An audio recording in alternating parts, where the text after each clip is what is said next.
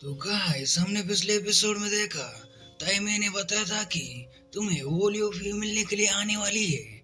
अब उसके आगे ताइमे कहता है बहुत देर हो गई है, तुम कहाँ जा रहे हो। चू उसे इशारा करते हुए चुप रहने को कहता है और कहता है क्यूरियोसिटी चिकन को मार डालेगी, इतना मत पूछो। और मन में कहता है मैंने अपने होली कॉन्स्टिट्यूशन के ब्रेक थ्रू के लिए बहुत सारी एनर्जी खर्च की है। मेरे मास्टर को खोजना होगा और खुद को फिर से भरना होगा। तभी सीन शिफ्ट होता है क्यूआई मैंगडी के रूम में। वो वहाँ पर सो रही होती है और चू को देखकर मन में कहती है ये कत्ता डिसेबल फिर क्यों आया है।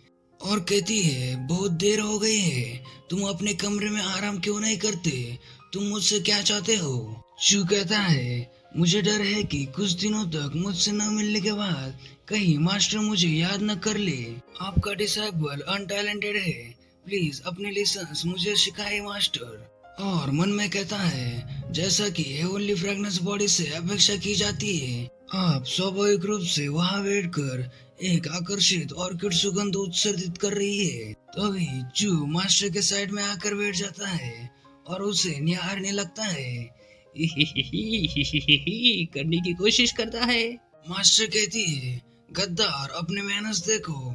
चू कहता है वैसे भी आपका डिसेबल यहाँ है, आइए इस सुंदर दृश्य को बर्बाद न करें मास्टर, मेरे पीछे मेरे बेडरूम तक चले। मास्टर ये सुनकर ब्लश करने लगती है। तभी सीन शिफ्ट होता है डायरेक्ट 6 घंटों बाद। सिस्टम कहता है पता चला है कि आप पर और हेवनली फ्रेगनेंस बॉडी पर कोई सील नहीं है, आपकी कल्टीवेशन टैलेंट प्लस 200। फिर से वही मैसेज आता है cultivation talent plus 200, cultivation talent plus 200 plus 200। Message आता है आपका टैलेंट 2214 तक पहुंच गया है। गाइस फिर से और एक बार मस्त तरीके से चू की यात्रा खत्म हो चुकी है। चू वहां से कपड़े बदल कर जा रहा होता है। मास्टर पूरे पसीने में भीग चुकी है। तभी ये मुझे स्माइल कर रही है ऐसा क्यों लग रहा है। आगे कुछ कहने की जरूरत नहीं है, बाकी आप तो समझदार हो ही। चू भी थका होता है और कहता है हाय क्या भयानक औरत है, मुझे उसकी कल्टीवेशन सील कर देनी चाहिए थी। मैसेज आता है उम्मीद नहीं थी कि होस्ट का प्रिमोडियल सेक्रेट कॉन्स्टिट्यूशन बॉडी इसे बर्दाश्त नहीं कर पाएगा। देख रहे हो गाइस कितनी ज्यादा एनर्जी है मास्टर में। सिस्टम कहता है आप निराश कर रहे हैं होस्ट, भले ही आप अद्वितीय टैलेंट वाले डीमन है, फिर भी आपको दीवार का सहारा लेकर निकलना होगा। और इविल स्माइल करने लगता है। जो कहता है तुम्हारे गधे को किक मारूं। हाँ भाई मेरे को भी इसका मतलब नहीं पता।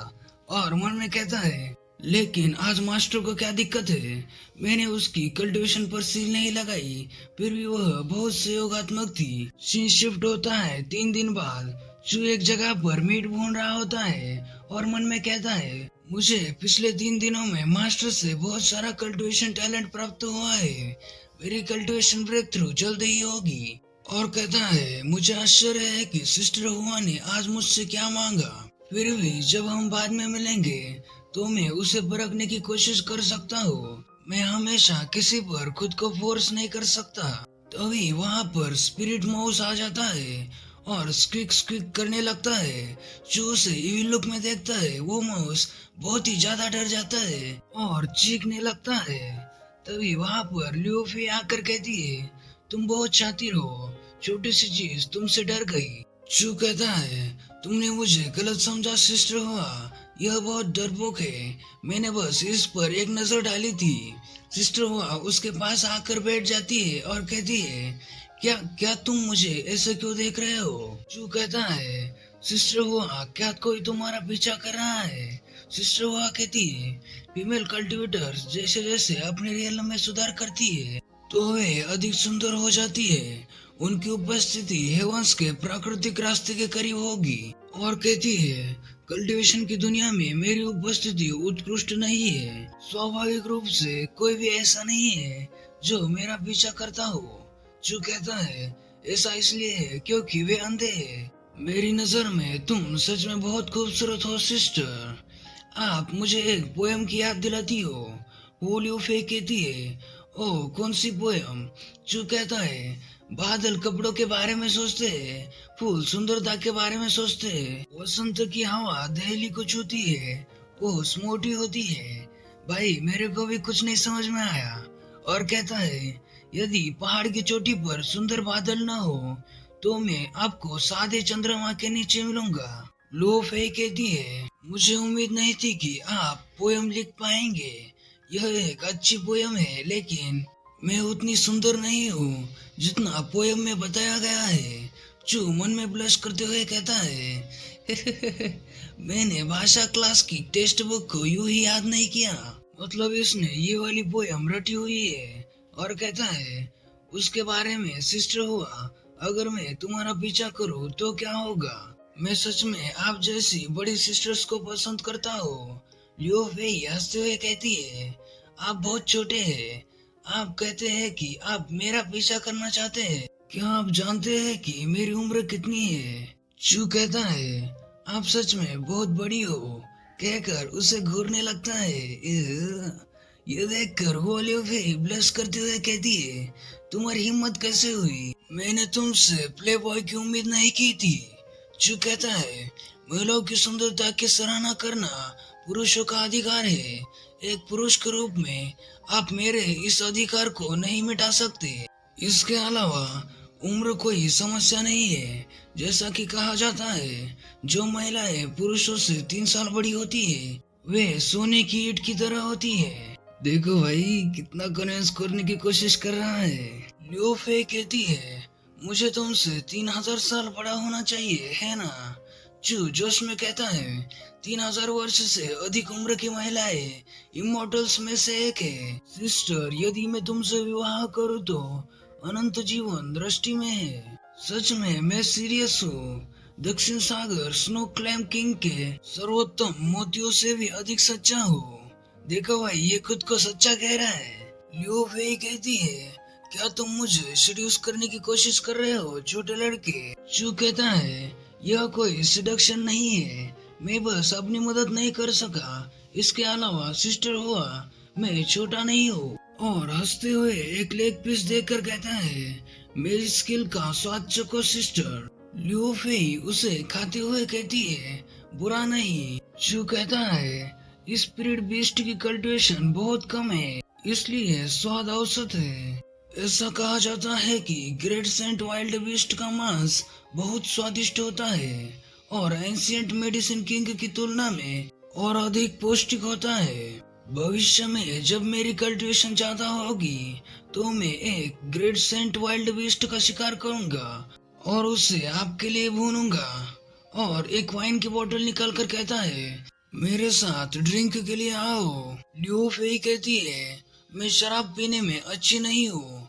चू कहता है, सिस्टर बस एक ड्रिंक के लिए मेरे साथ चलो। यह मेरे होम टाउन की शराब है जिसे मोजियान कहा जाता है, मतलब एक साथ नहीं। और ग्लास भरने लगता है।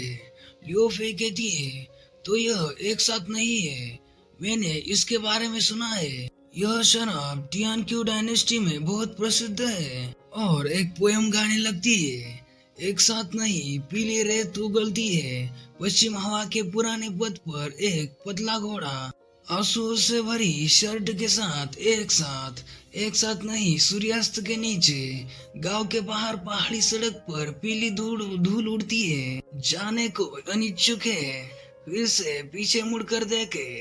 गाइस सॉरी मैंने आपको ये बता दी। तो चू भी उसे कंटिन्यू करते हुए और एक पोएम बोलता है। लियो फेई टल्ली होकर ब्लश करते हुए चू के कंधे पर हाथ रखकर कहती है, आपको अपने होम टाउन की याद आती है ना? मुझे याद है कि पोएम में दूर के तारों के बारे में कोई वाक्य नहीं है। क्या आप इस दुनिया के कोई व्यक्ति नहीं है? चू हंसते हुए कहता है, यह संभव नहीं है। ऐसा कहा जाता है कि जिस सीनियर ने मोजियांगी वाइन को बनाया था वह डोमेन के बाहर जीवन के एक प्राचीन सितारे से आया था। मैंने बस इस संकेत को उधार लिया और एक वाक्य बनाया। लियो फेई वाइन पीते हुए कहती है, अच्छा ऐसा है। चू उसका हाथ पकड़कर कहता है, सिस्टर हुआ तुम सच में नहीं पी सकती, क्या तुम नशे में हो? लियो फेई कहती है, थोड़ा सा। वैसे मैंने सुना है कि तुम सेंट सन बनने वाले हो, तुम्हें बधाई हो। चू कहता है, सिस्टर हुआ, क्या सेंट सन की पावर बड़ी है? लियो फेई कहती है, काफी बड़ी है, वैसे भी मुझसे भी बड़ा डाओ यून पी के एल्डर। तो ये देखो भाई, ये हाथ किधर जा रहा है? जो कहता है, क्या होगा अगर मैं सेंट मास्टर से विनती करूं और आपसे शादी कर लूं? ये देखो नीचे का हिस्सा ब्लर हो गया है, मतलब हाथ वहां तक ही। तभी लियो फेई कहती है, मैं सोचती हूँ कि सेंट मास्टर वह सहमति नहीं देगी। जो कहता है, आप कैसे जानती हो? यदि आप प्रयास नहीं करेंगे तो यह काम नहीं करेगा। लियो फेई कहती है, इस बकवास को बंद करो, सेंट मास्टर हवा और बादलों को हिलाने की क्षमता रखते हैं। सेंट सन सेरेमनी के समय ऐसे लोग होंगे जो आपको चुनौती देंगे, आपको अच्छी तरह से तैयारी करनी चाहिए। और हाँ गाइस, लेट एपिसोड लाने के लिए आई एम वेरी सॉरी, क्योंकि इसका एक एपिसोड एक हफ्ते बाद आ रहा है।